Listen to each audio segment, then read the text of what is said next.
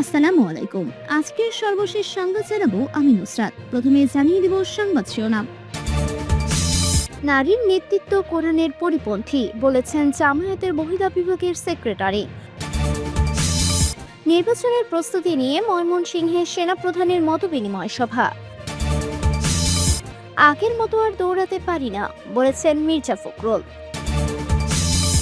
ইরানের বন্দর আব্বাসে বিস্ফোরণে নিহত 1, আহত 14। সর্বশেষ জানাবো, আমেরিকার সঙ্গে গোপন বৈঠক করে ইনসাফ বাস্তবায়ন করতে চায় জামায়াত, বলেছেন চরমোনাই পীর। দেখছিলেন সংবাদ শিরোনাম, এবারে বিস্তারিত। নারীর নেতৃত্ব কোরআনের পরিপন্থী বলেছেন জামায়াতের মহিলা বিভাগের সেক্রেটারি। জামায়াতে ইসলামী মহিলা বিভাগের সেক্রেটারি নুরুন্নেসা সিদ্দিকা বলেছেন, নারীরা জামায়াতের শীর্ষ পদে আসতে পারবেন না, এটি মেনে নিয়ে আমরা রাজনীতি করি। রোববার 1 ফেব্রুয়ারি রাজধানী আগারগাঁওয়ের নির্বাচন কমিশন ভবনে সাংবাদিকদের সঙ্গে কথা বলার সময় তিনি এসব কথা বলেন। কোরআনের ব্যাখ্যা তুলে ধরে নুরুন্নেসা সিদ্দিকা বলেন, নারীর নেতৃত্ব কোরআনের পরিপন্থী। নারীদের পরিচালনা করবে পুরুষ। ইসলাম ধর্ম অনুযায়ী পুরুষ হলো নারীর পরিচালক। যেহেতু জামায়াত একটি ইসলামী সংগঠন, তাই কোনো ইসলামী সংগঠনে নারীরা পরিচালক হতে পারবেন না, শীর্ষ পদে যেতে পারবেন না। তিনি আরো বলেন, শীর্ষ পদে আমির নারী আসার বিষয়টি আমাদের কাছে মুখ্য নয়। মুখ্য হলো নারীর অধিকার আদায় হচ্ছে কিনা। গত 54 বছরে দেশে 2 জন নারী প্রধানমন্ত্রী ছিলেন, কিন্তু নারীদের নিরাপত্তা কি বেড়েছে? আমরা এমন নেতৃত্ব চাই যারা মানবিক হবে। তিনি আরো জানান, জামায়াতে ইসলামীর মজলিসের শুরার উপদেষ্টা কমিটিতে প্রায় 43% নারী প্রতিনিধি রয়েছে এবং স্থানীয় নির্বাচনেও তারা বিপুলভাবে অংশগ্রহণ করছেন। এর আগে বিএনপির স্থায়ী কমিটির সদস্য নজরুল ইসলাম খান নির্বাচন কমিশনে বলেন, আইন শৃঙ্খলা বাহিনীর সংখ্যায় যাদের নাম যুক্ত শুধুমাত্র সেসব প্রতিষ্ঠানই যেন নির্বাচনের দায়িত্ব পালন করে। তিনি অভিযোগ করেন, বিভিন্ন এলাকায় আইন শৃঙ্খলা রক্ষার নামে শান্তি কমিটি গঠন করা হচ্ছে, যদিও নির্বাচন কমিশন জানিয়েছে এই বিষয়ে তারা অবগত নয়। বিএনপির এই অভিযোগ প্রসঙ্গে নুরুন্নেসা সিদ্দিকা বলেন, সুস্থ কোনো দল এবং সুস্থ কোনো মানুষ শান্তি কমিটি নিয়ে কথা বলতে পারে না। নির্বাচন কমিশনের সঙ্গে সাক্ষাৎ শেষে সাংবাদিকদের সঙ্গে কথা বলেন জামায়াতে ইসলামীর কেন্দ্রীয় নেত্রীরা ও মহিলা বিভাগের প্রতিনিধি দল। প্রতিনিধি দলে ছিলেন সেক্রেটারি জেনারেল মহিলা বিভাগ নেসা সিদ্দিকা, সহকারী সেক্রেটারি সাইদা রহমান এবং রাজনৈতিক বিষয়ক দায়িত্বপ্রাপ্ত ডাক্তার হাবিবা চৌধুরী। নির্বাচনের প্রস্তুতি নিয়ে ময়মনসিংহে সেনাপ্রধানের মতবিনিময় সভা। ত্রয়োদশ জাতীয় সংসদ নির্বাচন ও গণভোট 2026 উপলক্ষে সেনাবাহিনীর প্রধান জেনারেল ওয়াকার উজ্জামান ময়মনসিংহ পরিদর্শন করেছেন। এ সময় তিনি ত্রিশালে দেশের প্রথম অলিম্পিক ভিলেজের ভিত্তিপ্রস্তর স্থাপন করেন। রোববার 1 ফেব্রুয়ারি ময়মনসিংহ সিটি কর্পোরেশনের সম্মেলন কক্ষে এক মতবিনিময় সভায় অংশ নেন সেনাবাহিনীর প্রধান। আইএসপিআর জানায়, সফরকারে সেনাবাহিনী প্রধান ময়মনসিংহ সিটি কর্পোরেশন সম্মেলনে কক্ষে ঊর্ধ্বতন পর্যায়ের সামরিক কর্মকর্তা, বিভিন্ন আইন শৃঙ্খলা রক্ষাকারী বাহিনী ও অসামরিক প্রশাসনের কর্মকর্তাদের সঙ্গে মতবিনিময় করেন। মতবিনিময়ে জাতীয় সংসদ নির্বাচনকে শান্তিপূর্ণ, নিরপেক্ষ ও সুষ্ঠুভাবে সম্পন্ন করার লক্ষ্যে আন্তঃপ্রাতিষ্ঠানিক সমন্বয় এবং সামগ্রিক নিরাপত্তা ব্যবস্থা নিয়ে আলোচনা হয়। সেনাবাহিনী প্রধান পেশাদারী, নিরপেক্ষতা, শৃঙ্খলা, ধৈর্য ও নাগরিক বান্ধব আচরণের মাধ্যমে দায়িত্ব পালনের উপর বিশেষ গুরুত্ব আরোপ করেন। আগের মতো আর দৌড়াতে পারি না বলেছেন মির্জা ফখরুল। আসন্ন ত্রয়োদশ জাতীয় সংসদ নির্বাচন প্রচারের সময় কম দেওয়া হয়েছে উল্লেখ করে ঠাকুরগাঁও 1 আসনে বিএনপি প্রার্থী ও দলটির মহাসচিব মির্জা ফখরুল ইসলাম আলমগীর বলেছেন, খালি দৌড়ায় বেড়াতে হচ্ছে। আমার বয়স বেড়ে গেছে, আগের মতো আর দৌড়াতে পারি না, তারপরও দৌড়াচ্ছি। আমার একটা ভরসা আছে যে আমি মির্জা আলমগীর আপনাদের সামনে দাঁড়ালে আপনারা আমাকে একটা ভোট দেওয়ার চিন্তা করবেন। এটাই বোধ হয় আমার শেষ নির্বাচন। রোববার 1 ফেব্রুয়ারি ঠাকুরগাঁও সদর উপজেলার মোহাম্মদপুর ইউনিয়নের কাজীপাড়া এলাকায় এক নির্বাচনী সভায় এ কথা বলেন বিএনপির মহাসচিব।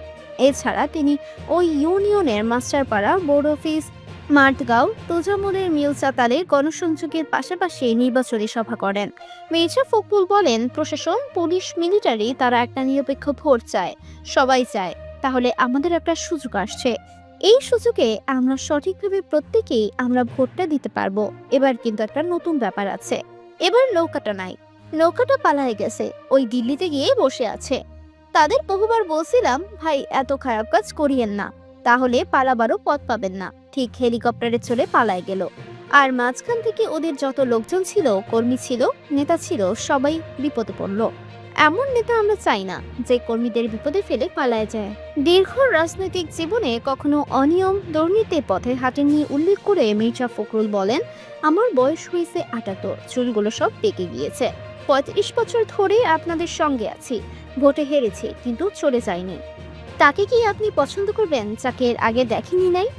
এখানে একটা লোক কি বলতে পারবেন যে মির্জা আলমগীর একটা কাজ করে ৫০০ টাকা খাইছে, উল্টো আমরা বাবার সম্পত্তি বেচে রাজনীতি করছি? বুক ফুলিয়ে বলতে পারি যে আমি চুরি করি নাই, চুরি করি নাই। এই কারণে বুকটা টান করে আপনাদের সামনে আসছি। এই ফোনে আপনাদের কাছে আমার একটা দাবিও আছে, আমরা আপনাদের কাছে একটা ভোট চাইতে পারি না? পারি কিনা? ইরানের বন্দর আব্বাসে বিস্ফোরণে নিহত ১, আহত ১৪। ইরানের দক্ষিণাঞ্চলের বন্দর আব্বাসের একটি ভবনে গ্যাস লিক থেকে একটি বিস্ফোরণের ঘটনা ঘটেছে। এই বিস্ফোরণে অন্তত ১ জন নিহত ও ১৪ জন আহত হয়েছেন। শনিবার ৩১ জানুয়ারি এই ঘটনা ঘটে বলে জানায় ইরানের আধা সরকারি বার্তা সংস্থা মেহর। খবর রয়টার্সে। স্থানীয় ফায়ার সার্ভিসের প্রধান মোহাম্মদ আমিন লিয়াকত বলেন, প্রাথমিকভাবে ধারণা করা হচ্ছে বিস্ফোরণটি গ্যাস লিকের কারণে হয়েছে। বিষয়টি নিয়ে কাজ চলছে, পরে বিস্তারিত জানানো হবে। ইরানের আধা সরকারি তাসনিম বার্তা সংস্থা জানিয়েছে, বান্দার আব্বাসে যে বিস্ফোরণ ঘটেছে, সামাজিক যোগাযোগ মাধ্যমে যে বলা হয়েছিল ইসলামী বিপ্লবী গার্ড কোরের নৌবাহিনীর একজন কমান্ডারকে লক্ষ্যবস্তু করা হয়েছিল, এটি সম্পূর্ণ মিথ্যা। এদিকে ইরাক সীমান্তবর্তী ইরানের আহবাজ শহরে শনিবার গ্যাস বিস্ফোরণের পৃথক এক ঘটনায় ৪ জন নিহত হয়েছেন বলে জানিয়েছে তেহরান টাইমস। তাৎক্ষণিক এ বিষয়ে বিস্তারিত তথ্য জানা যায়নি। ২ জন ইসরায়েলি কর্মকর্তা রয়টার্সকে জানান, শনিবার বিস্ফোরণগুলোর সঙ্গে ইসরায়েলের কোনো সম্পৃক্ততা নেই। পেন্টাগনকে এ বিষয়ে প্রশ্ন করা হলেও তারা কোনো উত্তর দেয়নি। তেহরান ও ওয়াশিংটনের উত্তেজনার মধ্যে এসব বিস্ফোরণ দেশ জুড়ে নিরাপত্তা ও উদ্বেগের মাত্রা আরও স্পষ্টভাবে তুলে ধরছে। আমেরিকার সঙ্গে গোপন বৈঠক করে ইনসাফ বাস্তবায়ন করতে চায় জামায়াত, বলেছেন চরমোনাই পীর। জামায়াতে ইসলামের সমালোচনা করে ইসলামী আন্দোলন বাংলাদেশের আমির ও চরমোনাই পীর মুফতি সৈয়দ মোহাম্মদ রেজাউল করিম বলেছেন, জামায়াত আমেরিকার সঙ্গে গোপন বৈঠক করে তাদের ইনসাফ বাস্তবায়ন করতে চায়। রোববার ১ ফেব্রুয়ারি দুপুরে লক্ষ্মীপুরের কলমনগর উপজেলার হাজিরহাট এলাকায় এক নির্বাচনী জনসভায় প্রধান অতিথির বক্তব্যে তিনি এসব কথা বলেন। চরমোনাই পীর বলেছেন, প্রচলিত নিয়মে ৫৪ বছর ধরে দেশ চালানোর পর কি ইনসাফ ভিত্তিক রাষ্ট্র বাস্তবায়ন করা হয়েছে? এই নিয়মে আবার নতুন করে কিভাবে ইনসাফ ভিত্তিক রাষ্ট্র বাস্তবায়ন করবে তারা? একটা দল নেমেছে, দেখতে মনে হয় ফেরেশতা, আসলে ভেতরের শয়তানের বাসা। তারা গোপনে আমেরিকা আর ভারতের সাথে বসে ইনসাফ বাস্তবায়ন করবে। আমরা আমেরিকার ইনসাফ দেখেছি, আমরা ভারতের ইনসাফ দেখেছি, বাংলার মানুষ আর ওইসব ইনসাফ দেখাতে চায় না। তিনি আরো বলেন, জামায়াত স্পষ্টভাবে বলেছে তারা ইসলামী শরিয়ার দেশ চালাবে না। তারা ক্ষমতায় গেলে প্রচলিত নিয়ম অনুযায়ী দেশ চালাবে। তাদের প্রার্থী কৃষ্ণ সনন্দে বলেছেন, জামায়াত কোনো ইসলামী দল না। চরমোনাই পীর প্রশ্ন তুলে বলেন, তারা ক্ষমতায় গেলে কোন নীতি আদর্শে দেশ পরিচালনা করবে? যে নীতি আদর্শে হাজার হাজার মায়ের বুক খালি হয়েছে, যে নীতি আদর্শে এদেশের টাকা বিদেশে পাচার করে বেগম পাড়া তৈরি হয়েছে, রাস্তায় মানুষ নামার পরে গুম হয়ে যেত, খুন হয়ে যেত, এই নীতিতেই তারা দেশ চালানোর পায়তারা করছে।